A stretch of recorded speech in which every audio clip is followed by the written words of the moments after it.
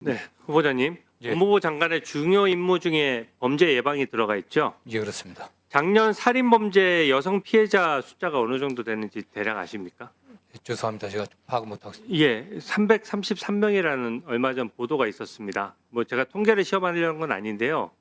그만큼 생각보다 굉장히 많아요. 네. 근데 더 문제가 뭐냐면은 가정 폭력이나 데이트 폭력이나 이런 선행 범죄로 신고됐던 피해자가 32.4%입니다. 그 얘기는 뭐냐면은 가정폭력으로 여러 차례 신고됐던 사람들에 대해서 좀 더 예산을 들여서 세밀하게 피해자를 보호했다면은 소중한 생명을 지킬 수 있었다는 얘기예요. 네. 그래서 그만큼 예산 배정이 중요하고요. 올해 5월에 전 연인에게 납치 살해됐던 피해자가 무려 피해 신고를 9차례나 했는데 국가가 제대로 보호하지 못한 사건도 있었습니다.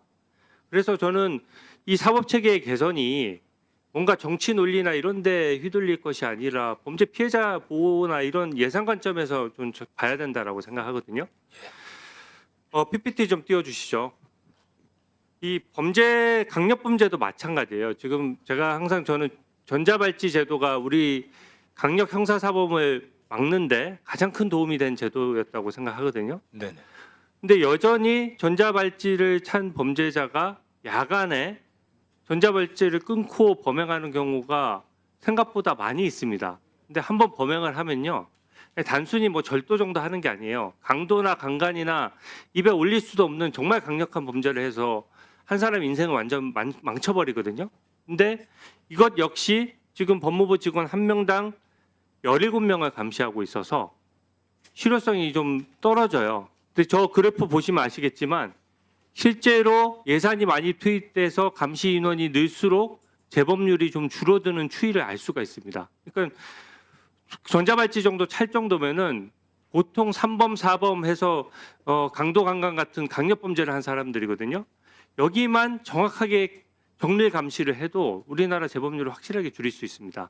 근데 혹시 전자발찌 감시 인원의 그 예산이 얼마 정도 되는지 아세요?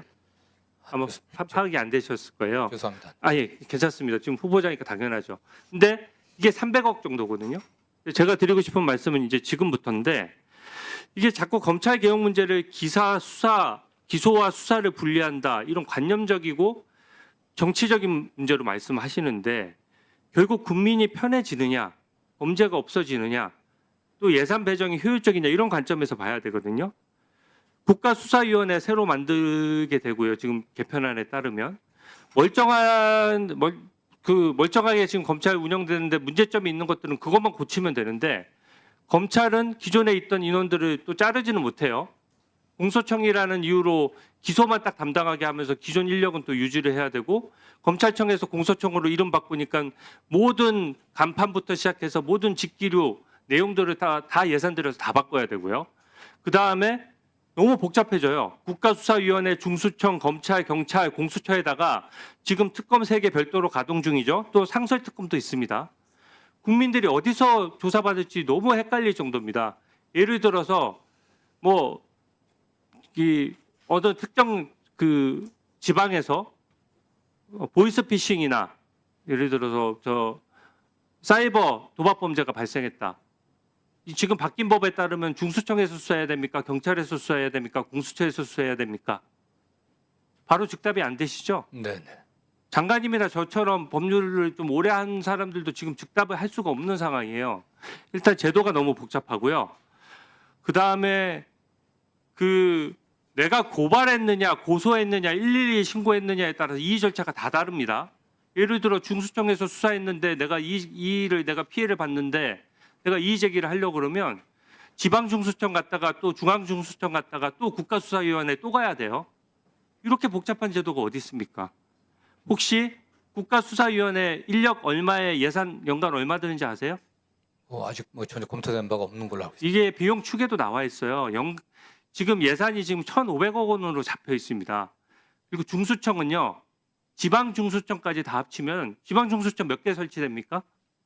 광역 단위로 한 5개 이상은 설치되는. 그게 다 대통령령에 위임돼 있고 지금 검찰청처럼 지청 단위까지 다 만들려면은 네네.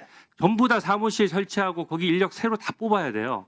근데 이게 예산으로는 추계도 지금 안 나와 있습니다.